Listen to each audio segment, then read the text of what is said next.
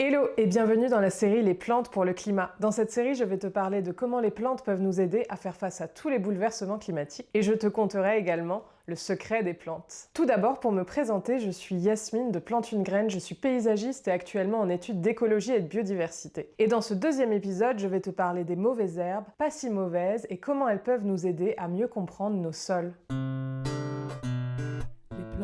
Les plantes pour le climat, oui oui.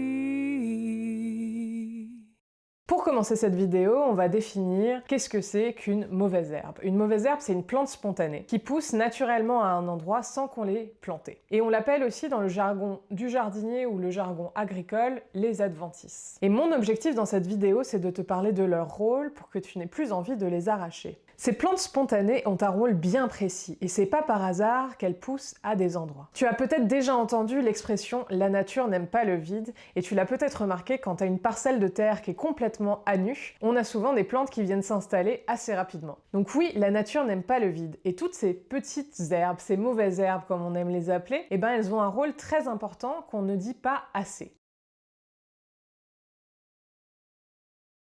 Le premier rôle de ces plantes, c'est un rôle de couvre-sol. En poussant à cet endroit, elles vont permettre un maintien de l'humidité constant sur le sol. Et grâce à leurs racines, elles vont permettre de limiter l'érosion des sols. Le deuxième rôle de ces plantes spontanées, c'est un rôle d'habitat. Il y a un moustique. J'aime bien la faune, la microfaune, mais faut pas abuser non plus. Les moustiques, j'en veux pas chez moi.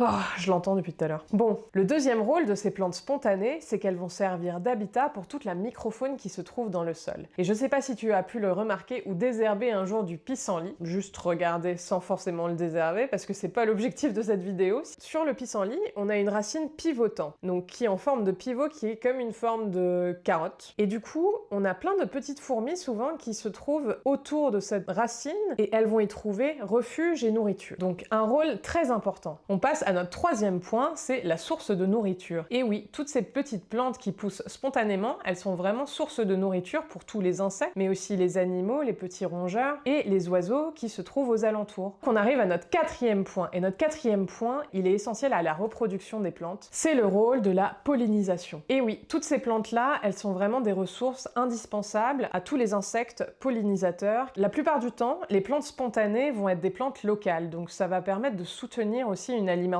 durable et une pollinisation, un apport de pollen et de nectar pour tous les pollinisateurs. Notre dernier point, c'est que toutes ces plantes sont des plantes résistantes et aussi ce sont des plantes adaptées à votre sol. Donc si elles poussent là, c'est pour une raison. Si elles poussent toute seule à un endroit et qu'elle s'y plaît, en fait, pourquoi pas la laisser? Et si je te disais que grâce à ces petites plantes spontanées, tu pouvais lire ton sol? Ouh, petit gaillet. Ouh, petite ortie, dis-moi ce qui ne va pas dans mon sol.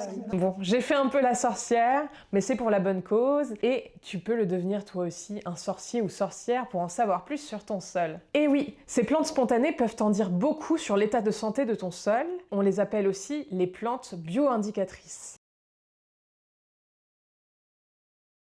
Donc ces plantes spontanées sont pour la plupart bio-indicatrices. Bio-indicatrices, ça veut dire qu'elles sont indicatrices de la biologie de ton sol. C'est super intéressant pour savoir qu'est-ce qu'il y a dans ton sol et dans quel état ton sol il est. Donc pour te donner un exemple, on va prendre tout d'abord deux plantes, le grand plantain et la pâquerette. Ces deux plantes, on les retrouve souvent sur des pelouses et donc elles vont refléter un sol pauvre et fortement piétiné. Maintenant, prenons l'ortie. L'ortie, on la retrouve souvent dans des sous-bois un peu plus ombragés. Elle va refléter plutôt un sol qui est riche en azote et qui est fertile. Donc ces informations-là que je te donne sont à prendre avec parcimonie pour qu'une plante soit vraiment bio-indicatrice de son milieu. On va faire attention au nombre, à sa quantité, mais aussi à ses associations végétales. Donc pour connaître les caractéristiques de ton sol, il est important de ne pas regarder qu'une seule plante que tu trouves à un endroit, mais avec qui elle est associée autour pour en connaître un peu plus sur les caractéristiques de tes plantes. Donc ces plantes-là sont vraiment nos alliés et peuvent vraiment nous aider à diagnostiquer écologiquement nos milieux.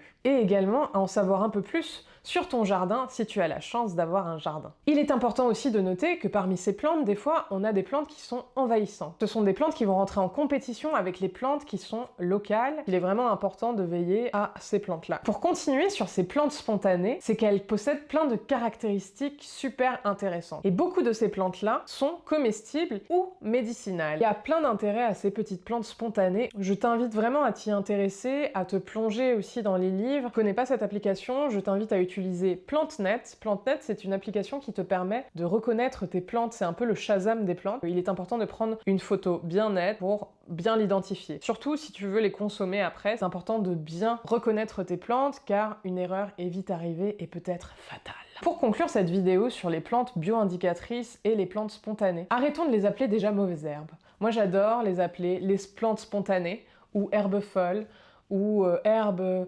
dansantes. Voilà, trouvez un terme assez rigolo que vous pouvez employer pour les appeler. Toujours faire attention aux plantes envahissantes également. Et je vous conseille également de favoriser une gestion écologique de votre jardin. En favorisant les plantes spontanées, vous allez favoriser les plantes locales. Et du coup, favoriser toute une biodiversité locale aux alentours. Et ça, c'est ça qu'on aime. En description, si ça t'intéresse, je vais te laisser quelques liens pour pousser un peu plus les connaissances sur les plantes bio-indicatrices. Merci d'avoir regardé cette vidéo. N'hésite pas à me dire en commentaire quelle plante folle pousse chez toi. N'hésite pas à t'abonner pour ne pas louper les prochaines vidéos et je te dis à la semaine prochaine pour un nouvel épisode.